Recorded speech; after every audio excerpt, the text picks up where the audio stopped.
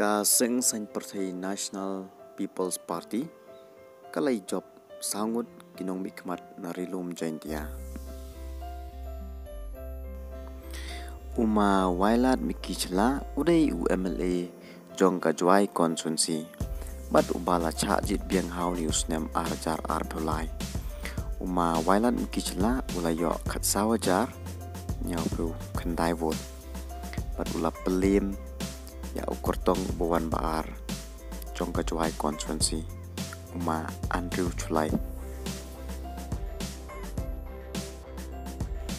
Uma coming 1M1 udai UMLA jong ka raliang konstituensi ban ubala job yang ha uni usnem arbulai. Uma coming 1M1 ulayo khatlai ajar Andrew spa Andrew vote bat ula pelim ya ukurtong bawan baar uma lakon biam. Uma coming 1M1 udai ru menteri Sorkar hakis nem ki baladep apo kejingelam jong ukon rat ki sama.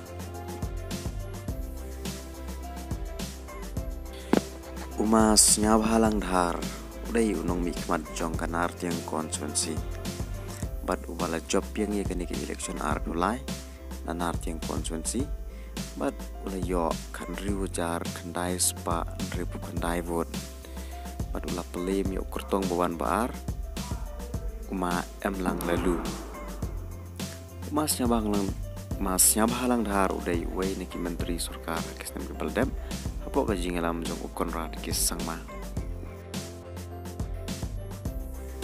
Ikong Santa Mary Chela ida ikortong jong ka sutnga saipung konstituensi bat ibala pelim ya ukurtong jong ka seng kongres walong ru MP jong Shillong Lok Sabha uma Benson H Pala. Ikong Santa ilayo kan riujar kandai spa mi pusawot ka jingtresh tom jong ki kertong ka sengsan Partai NDP kalayo ban khor hado sangut kinong mikpat na rilum jantia.